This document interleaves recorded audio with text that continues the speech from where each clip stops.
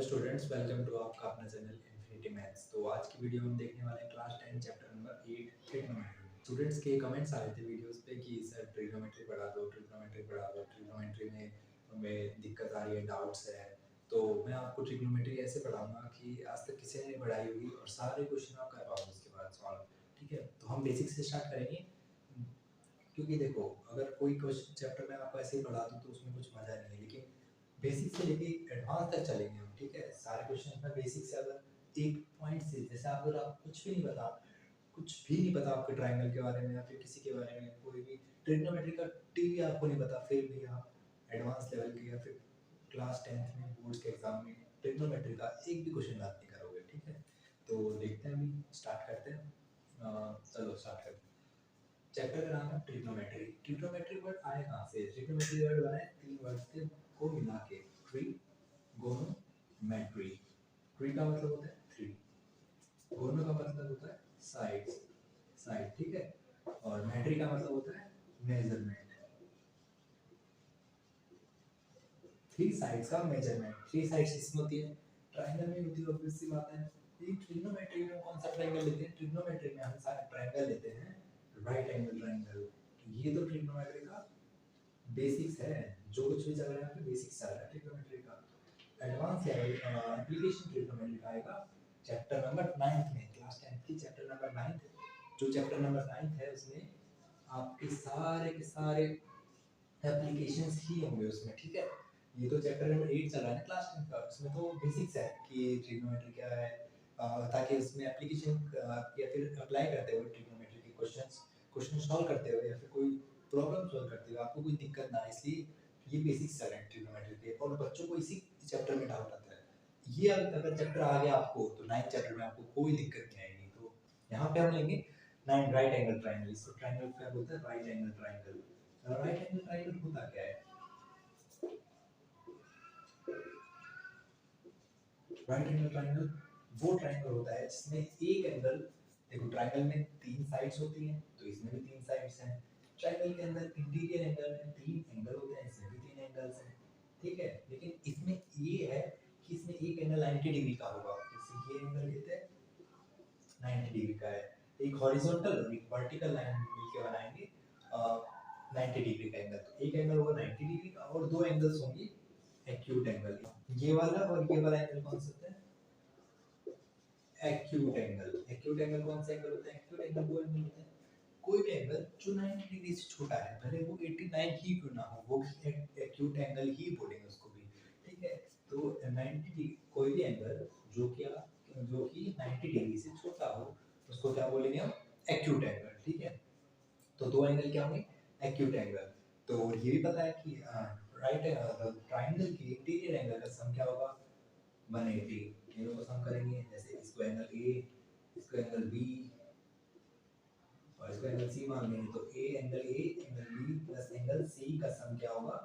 180। तो इन दोनों का, जैसे ये 90 है, एंगल बी क्या है? 90। तो angle A plus angle C is equals to, तो angle A plus angle C क्या आ गया? 90 डिग्री। इन दोनों को सम करेंगे तो भी क्या आएगा? 90 डिग्री का आएगा। ठीक है, अब हम आगे देखते हैं कि अगर आपको दो साइड्स गिवन हो राइट एंगल ट्रायंगल की, तो तीसरी साइड कैसे फाइंड कर सकते हो आप? उसके लिए एक थ्योरम है, उस थ्योरम को बोलते हैं पाइथागोरस थ्योरम।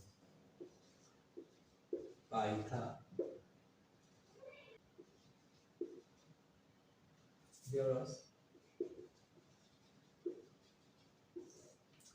उसको बोलते हैं पाइथागोरस थ्योरम। इसका शॉर्ट फॉर्म क्या होता है? पीजीटी। इसको सिर्फ शॉर्ट में लिखते हैं बाय यूजिंग पीजीटी। तो पीजीटी यूज करके क्या करेंगे हम?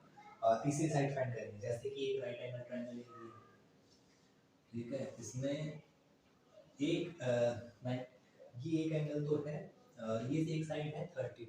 ठीक है, इस एक को 30 ले लेते हैं, एक साइड को ले लेते हैं 5। अब फाइंड कैसे करेंगे? देखो, इसमें तीन साइड्स होती हैं राइट एंगल ट्रायंगल में। ठीक है, कौन कौन सी साइड होती है? एक होती है हाइपोटेन्यूस, 90 डिग्री के सामने वाली साइड क्या होती है? हाइपोटेन्यूस। उसको किससे डिनोट करते हैं? एच से, कैपिटल एच से डिनोट करते हैं। और देखो यहाँ पे ट्रायंगल बना लो,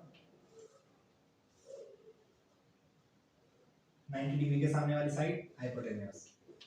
अगर एंगल इस यहाँ पे है, ट्रायंगल एबीसी है, अगर एंगल सी पे है तो सी एंगल सी के सामने वाली साइड एबी है, तो एबी क्या होगी, परपेंडिकुलर, रिमेनिंग साइड क्या होगी, बेस। और अगर एंगल हटा के, मैं एंगल सी से हटा के एंगल में लगा दूं ए पे, तो ये भी चेंज हो जाएंगे। हाइपोटेन्यूज तो वही रहेगा क्योंकि 90 डिग्री के सामने वाली साइड हाइपोटेन्यूज ही होती है, लेकिन अभी ये परपेंडिकुलर भी चेंज हो गया और बेस भी चेंज हो गया।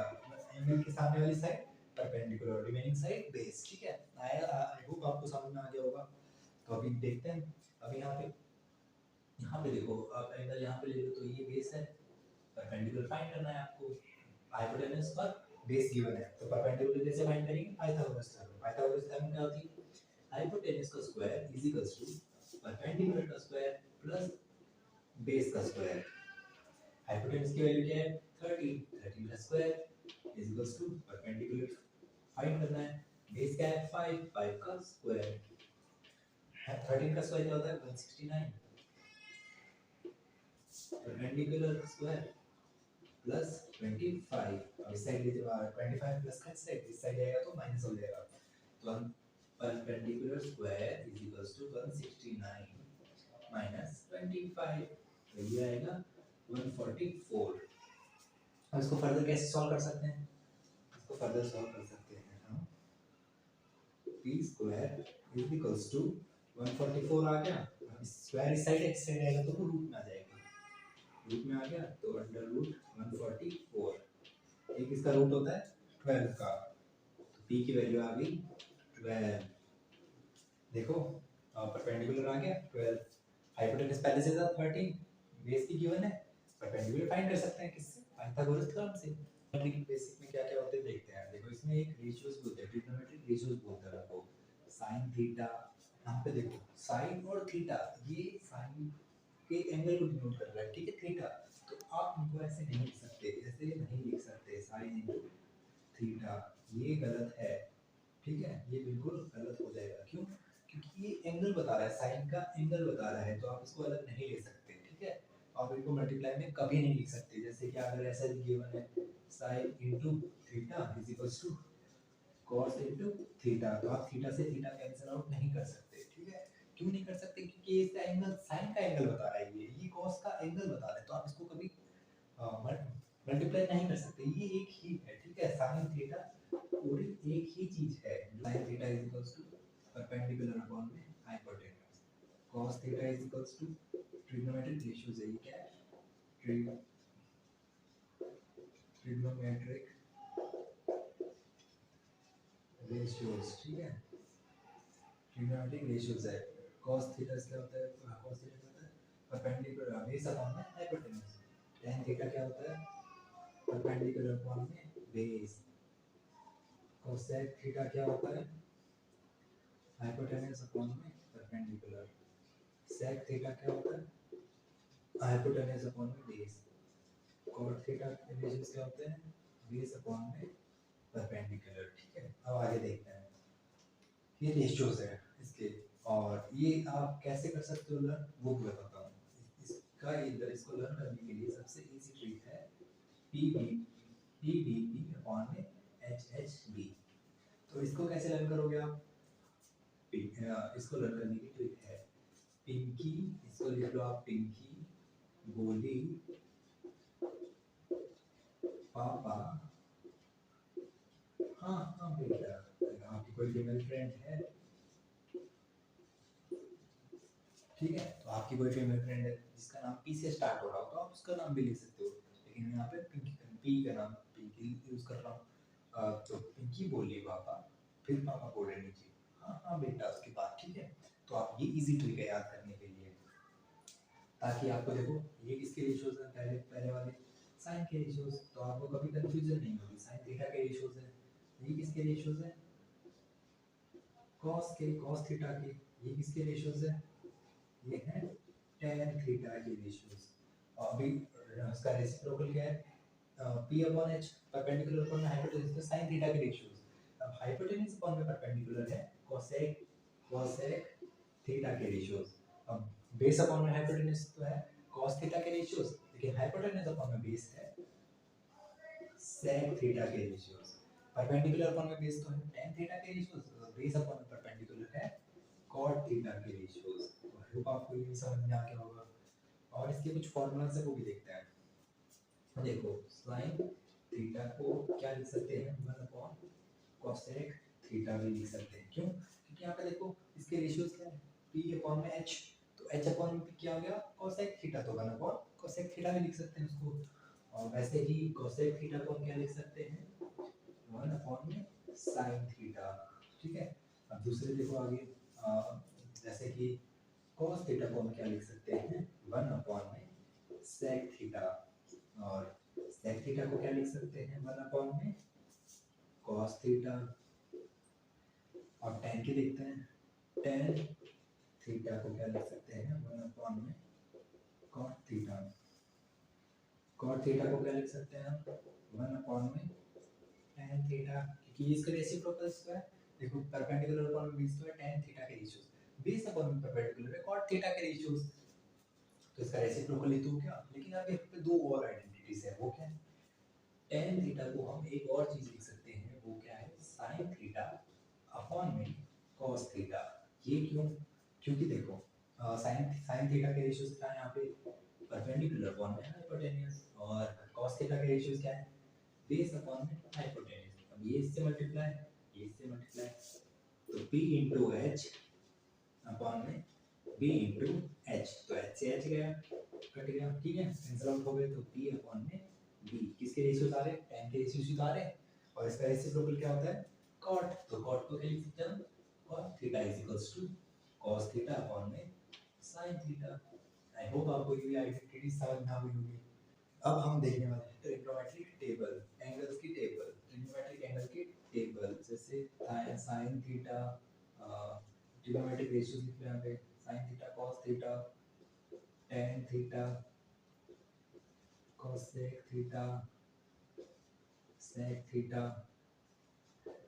cot theta. ठीक है, ये ट्रिग्नोमेट्रिक रेशियो लिख लिए, रेशियो एंगल्स लिख लिया आप यहाँ पे लिखेंगे angles 0 degree angle, 30 degree angle, 45 degree angle, 60 degree angle और 90 डिग्री एंगल। ये सब इंपॉर्टेंट है। ठीक है, अभी के लिए सिर्फ आपको इतने ही करने हैं और इतने की ही रिक्वायरमेंट होगी आपको।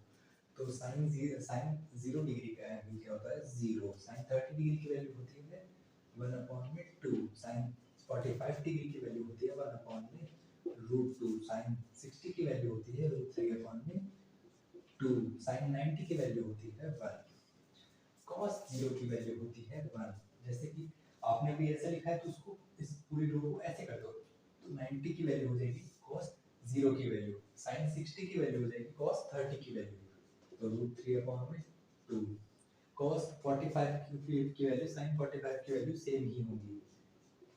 ठीक है, और sin 30 की वैल्यू हो जाएगी cos 60 की वैल्यू 1/2, और sin 0 की वैल्यू हो जाएगी cos 90 की वैल्यू 0। अब देखो cosec थीटा sin थीटा का रेसिप्रोकल होता है, तो इसका रेसिप्रोकल करोगे तो नॉट डिफाइंड। क्यों आया नॉट डिफाइंड? देखो इसका रेसिप्रोकल करो 1 अपॉन में 0, तो 0 के टेबल में कभी भी 1 आएगा, डिवाइड करके देखो 0 के टेबल में कभी भी 1 आ सकता है, नहीं आ सकता, तो क्या लिखेंगे इसको नॉट डिफाइंड। कभी डिवाइड होगा 0 1 से, नहीं होगा, तो इसका क्या लिखेंगे नॉट डिफाइंड, इसको डिफाइन नहीं कर सकते। अब इसका रेसिप्रोकल करो, sin 30 डिग्री का रेसिप्रोकल करोगे तो 2, और sin 45 के रेसिप्रोकल करोगे तो √2, sin 60 का रेसिप्रोकल करोगे तो 2 अपॉन में √3, sin 90 का रेसिप्रोकल करोगे तो 1। अब ये सेम टू cos का रेसिप्रोकल होता है sec थीटा, तो sec थीटा के भी तो 1 का रेसिप्रोकल 1, इसका √3 अपॉन 2 का रेसिप्रोकल 2 अपॉन √3, 1 अपॉन √3 का 1 अपॉन √2 का रेसिप्रोकल √2, 1 अपॉन 2 का रेसिप्रोकल 2, 0 का रेसिप्रोकल नॉट डिफाइंड। क्यों? क्योंकि मैंने आपको बता दिया रीजन बता देता हूँ, फिर से बता देता हूँ। देखो 0 लिखा हुआ है यहाँ पे, रेसिप्रोकल करना है तो 0 नीचे आ जाएगा। ठीक है, जो कुछ भी नंबर है वो 1 अपॉन में नीचे आ जाएगा उसके, ऐसे ही तो किया है हमने यहाँ पे। देखो तो यहाँ पे देखो क्या है डिवाइड करो इसको, 1 क्या 0 से, 0 के टेबल में 1 कभी भी आ सकता है, नहीं आ सकता, तो वो क्या है, नॉट डिफाइंड। तो क्या लिखोगे आप यहाँ पे, नॉट डिफाइंड। तो आई होप आपको ये सब चीज़ें समझ में आ गई। सारा बेसिक से चले के चल रहा है। और tan 0 की वैल्यू होती है 0, tan 30 की वैल्यू होती है 1/√3, tan 45 की वैल्यू होती है 1, tan 60 की वैल्यू होती है √3, और tan 90 की वैल्यू होती है नॉट डिफाइंड। अब tan किसका किसका रेसिप्रोकल है, cot का, तो इसका रेसिप्रोकल ले लो, तो यहाँ पे आ जाएगा नॉट डिफाइंड। ठीक है, इसका रेसिप्रोकल करो तो 1/√3 का जो आएगा √3, 1 का रेसिप्रोकल करोगे तो 1, √3 का करोगे तो 1/√3, और नॉट डिफाइंड है यहाँ पे, तो उसका रेसिप्रोकल करो, मतलब क्या है इसका मतलब, नॉट डिफाइंड का मतलब क्या लिखा हुआ है यहाँ पे, 1/0, इसका रेसिप्रोकल करोगे तो आंसर आएगा 0। क्यों, क्योंकि 0/1, तो 0 के 1 के टेबल में 0 आता है, हाँ आता है, 0 टाइम पे तो 0 आ गया यहाँ पे, 0 टाइम पे 1 के टेबल में 0 ही आएगा ना, 1 को 0 से मल्टीप्लाई करोगे तो क्या आंसर आएगा 0, तो आ गया। तो ये टेबल है, ये लर्न कर लेना आप, ये लर्न ही करनी पड़ेगी आपको, इसका कोई शॉर्टकट नहीं है। हाँ लोग बोलते करवाते हैं वैसे, इसके अलग वीडियो बना दूंगा मैं, यहाँ पे बनाऊंगा तो वीडियो बहुत लंबी हो जाएगी, तो अभी इसको शॉर्ट वीडियो रखते हैं। और अगर आपको ये करना शॉर्ट ट्रिक चाहिए इसकी, तो कमेंट कर देना वीडियो के नीचे, मैं बना दूंगा। इसके बाद बस लास्ट क्वेश्चन बचा है, वो है ट्रिग्नोमेट्रिक आइडेंटिटीज।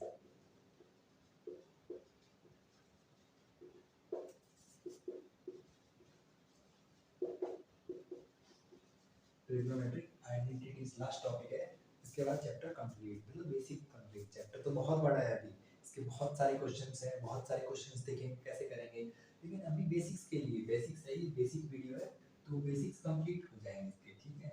अभी देखो, sine 90 minus theta is equals to cos theta, क्यों होता है ये, इसके इक्वल है लेकिन क्यों है, वो भी रीजन भी बता देता हूँ। रीजन ये है कि आपने अभी भी टेबल पढ़ी है, तो उसमें आप देखो 90 साइन 30 की वैल्यू ले लो, 30 एंगल ले लो 30 डिग्री, तो वो किसके इक्वल होगा, cos 30 डिग्री के। देखो साइन माइनस करो इसको, 90 माइनस 30 60 डिग्री, और cos 30 की वैल्यू सेम सेम होगी, ठीक है, इसीलिए ये दोनों सेम है। इसकी वैल्यू क्या होगी, √3/2, और इसकी वैल्यू क्या होगी, √3/2। तो इसी से ये प्रूव होता है कि ये इक्वल है।